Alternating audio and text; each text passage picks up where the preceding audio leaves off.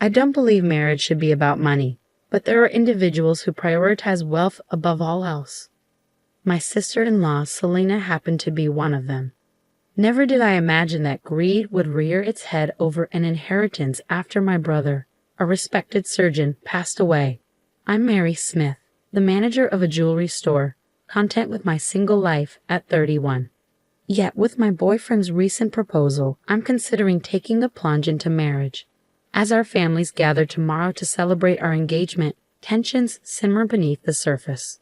My older brother Tyler, a prominent surgeon in Tokyo, has always been both a protector and a mentor due to our age gap.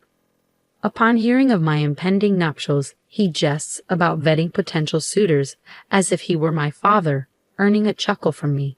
But beneath his teasing lies a hint of concern. Tyler's own marriage to Selena, a woman of stunning beauty but questionable values, exemplifies the clash between appearance and substance.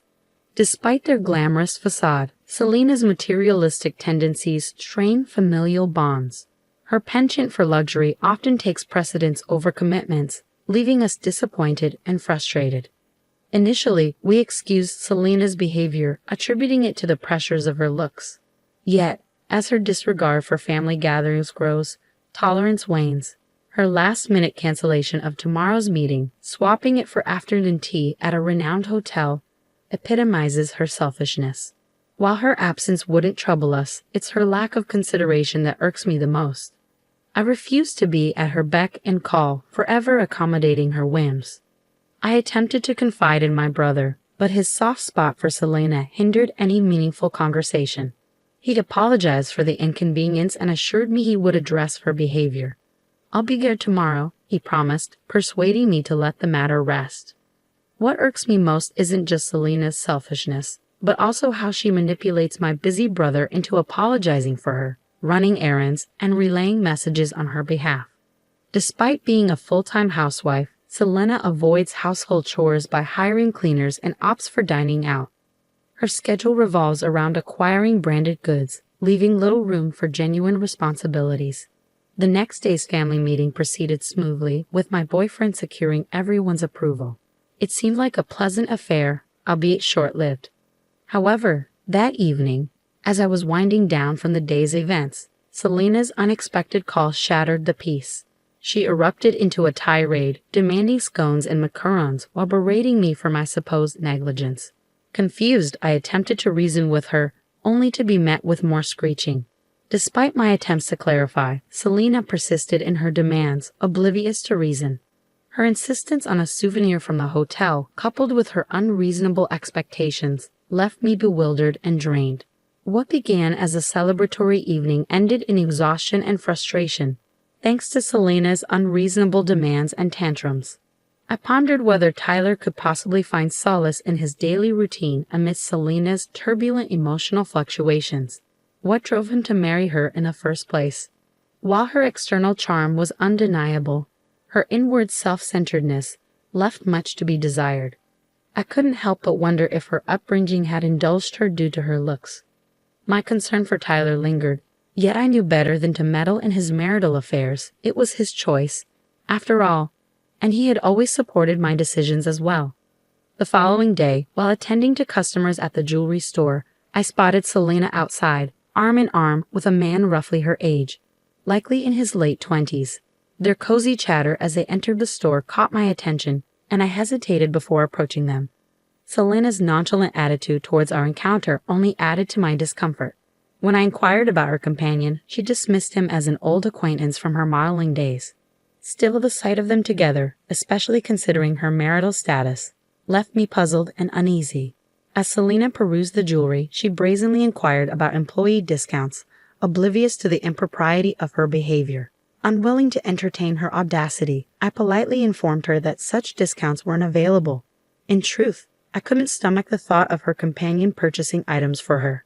Despite her slight annoyance at the revelation, Selena made her selections and departed, leaving her companion to settle the bill. Their dynamic left me questioning the nature of their relationship. In the evening, I mustered the courage to share my observations with Tyler. However, his somber mood indicated that something troubled him deeply. "Tyler, what's wrong?" I asked, sensing his distress.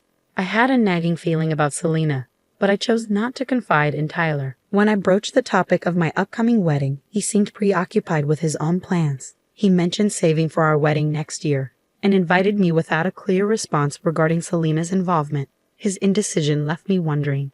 Despite my attempt to share wedding details, Tyler remained non-committal. His abrupt departure from the call, coupled with his vague invitation to meet at our parents' house, left me puzzled. Perhaps he wasn't feeling well.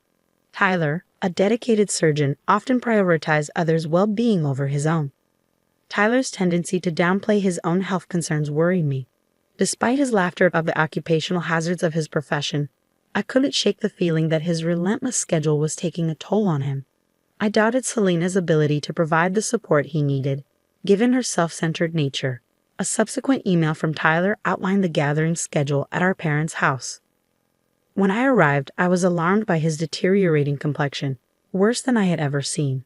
Concerned, I inquired about his well-being, only to receive vague reassurances about work keeping him busy. Finally, I mustered the courage to voice my concerns about Selena's recent behavior. I recounted her appearance at my store with a young man, questioning if Tyler was being deceived once again. Selena's history of infidelity had long been a concern of mine, and I couldn't ignore it any longer. I've been too caught up with work to give her much attention, my brother admitted, but our parents were incensed. Her absence at the gathering provided the perfect opportunity for me to broach the subject. When I questioned Tyler about Selena's well-being, he responded solemnly, "Selena isn't here today, which is why I asked you all to come. I have a favor to ask." With a grave expression, Tyler disclosed something shocking. Despite our disbelief, his stance remained unwavering, leaving us stunned. 3 months later, tragedy struck as my brother succumbed to stomach cancer, a consequence of relentless stress and overwork. It was a bitter realization. Despite his dedication to saving lives, he neglected his own health. Even amidst his suffering, Tyler had recognized the signs, undergoing a grueling examination that revealed his illness. Regret lingered as we wished he had confided in us sooner. Tears flowed freely at his funeral, a profound sense of helplessness enveloping us. Fond memories of Tyler flooded my mind, the steadfast support he provided during my childhood struggles and setbacks. His premature departure, before reaching the age of 40, left us grappling with sorrow and uncertainty. Yet, amidst our grief, Selena's behavior stood out starkly. Clad in the ostentatious necklace purchased from my store, a gift from another man, she showed no regard for the solemn occasion. Her callous display was unforgivable, a painful reminder of her self-serving nature. Transforming my sorrow into fury, I confronted Selena, unable to comprehend her audacity. "Why are you wearing that?" I demanded, my voice trembling with anger. "Don't you understand how much my brother cherished you?" Selena, seemingly unfazed, met my accusation with a disingenuous smile. "Of course I know," she retorted casually. "It's just the way things are in this world. If you're unhappy, why did you marry me?" Her callous words cut deep, and I struggled to contain my indignation in front of my brother, our parents, and the other mourners. Beneath Selena's selfish facade, her disregard for my brother's memory was painfully evident. Even as I longed for her to face consequences, she callously continued, lamenting the end of their relationship. Her cavalier attitude towards marriage and her anticipation of inheritance left me seething with rage. Before I could restrain myself, my hand moved instinctively to slap her, but it was intercepted by a man at her side. As I registered his presence, he introduced himself as a nurse who had worked with Tyler, sent to protect me at his behest. Confusion clouded my thoughts as I struggled to comprehend the situation. Amidst the solemnity of the funeral, laughter rang out from the gathered nurses and doctors, colleagues of my late brother. Despite my anguish, their camaraderie provided a fleeting sense of comfort amidst the turmoil. I turned to the man who intervened during the nurse's laughter, seeking clarity amidst the confusion. His response was blunt. "Did the doctor leave any inheritance behind? Your family should know." His words struck a chord. I knew the truth all too well. My brother hadn't left a single yen of his inheritance. Yet Selena, unaware of this fact, spiraled into hysteria. Accusations flew as she accused us of plotting to deceive her and seize the money for ourselves. With fervor, she awaited the revelation of Tyler's wealth, confident in her impending windfall. As Selena's tirade reached a fever pitch, the nurse's amusement turned to outright hysteria. Sensing the need to intervene, my father stepped forward, his voice calm yet firm. "Do you truly not know?" he inquired. Impatient for answers, Selena demanded an explanation. Reluctantly, I obliged, revealing my brother's financial arrangements made during his lifetime. He had generously set aside 10 million yen for my wedding fund, among other gifts. As the truth sunk in, Selena's complexion shifted from blue to white. My brother, though revered for his expertise, had a penchant for extravagant spending to alleviate stress.